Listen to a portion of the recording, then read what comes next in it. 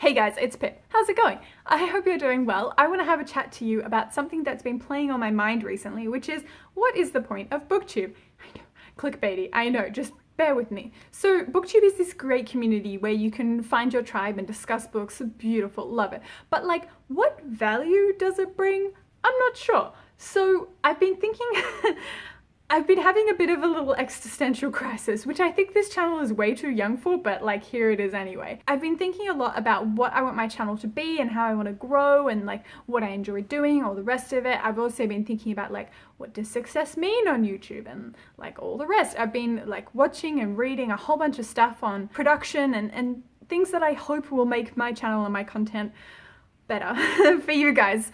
One of the people that I engage the most with is Tim Schmoyer. I'll put his link down below. He's great. And he talks a lot about value, about what I bring to you. And I don't know what that is. I don't know what that is. And I don't mean that in a like, shower me with compliments, like you're amazing. Like I don't want that. I'm more interested in like examining where booktube fits in the broader YouTube community and what it is that we bring to the table. Do you know what I mean?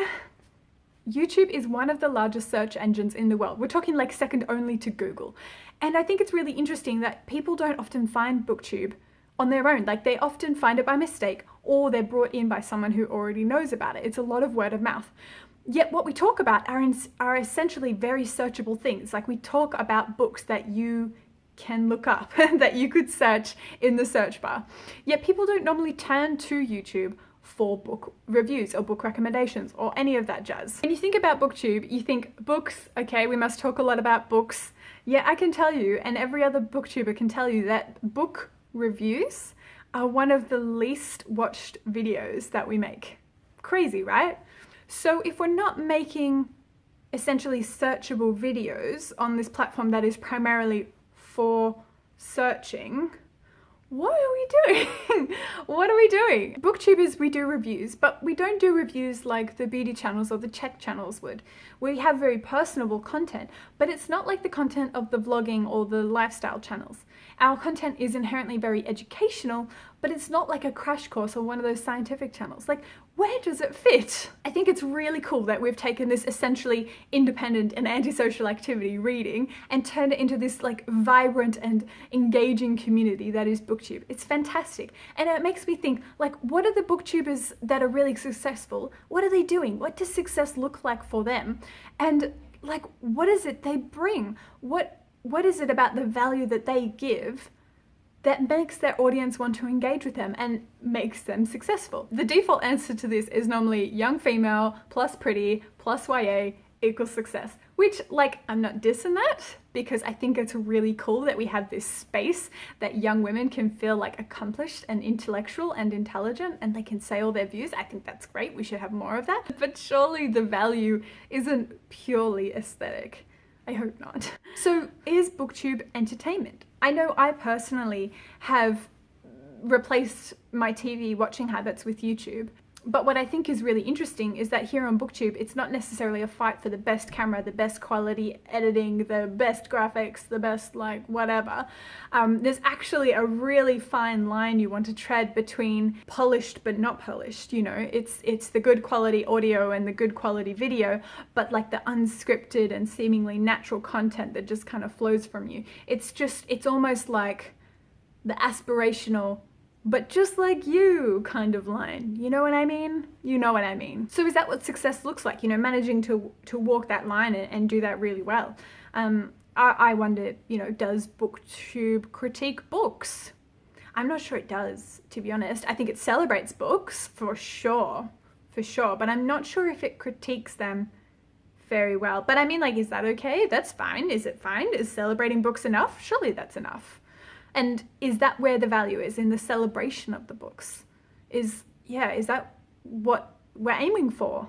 To celebrate book? I don't know. Or is it more simply about, you know, sharing experiences with you? I mean, I like to share the books that I think are worth your time and that I really love and get me really excited. Is that where the value is?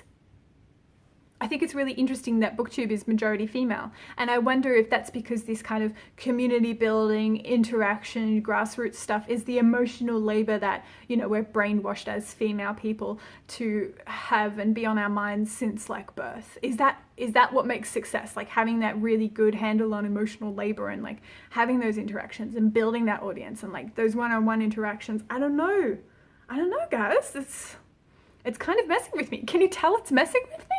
I don't know. Booktube has provided me with a doorway, an access point to this space where I can read and discuss books without the pretentious, elitist, you know, mindset of literary criticism. I quite like it because of that. It feels like a safe space.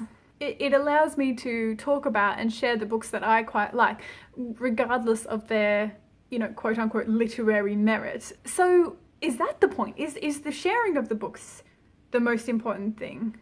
And this one-on-one, this intricate and really close-knit community, is that where it's most valuable? And if that's the case, how do we avoid preaching to the choir, you know?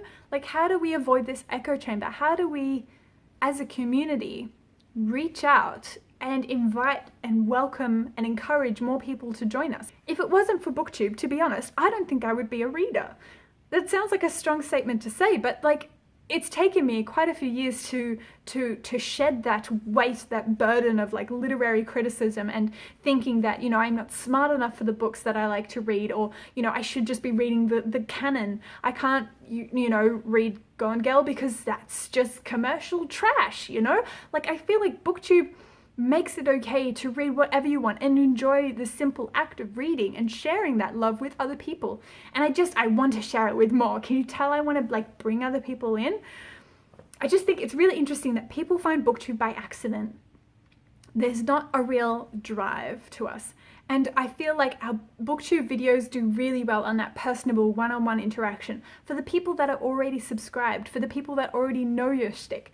But like, what about bringing more people in? How do you grow? How do you bring more people in without it just being word of mouth to the people that are already in the echo chamber? Can you see where I'm going with this? I think we could do a lot as a community to encourage people to think that YouTube, and booktube especially, is a place where you can go to find book reviews and bookish content. Guys, I don't have the answers, which is why I wanted to share this with you in a discussion video, because I think we have the single most powerful tool to our advantage right now, which is the comment section. We can continue this conversation after I've hit stop on the camera, you know, like we can chat this out. And that discourse that we have is one of the things that I really, really love about this platform, and I really love about making these videos.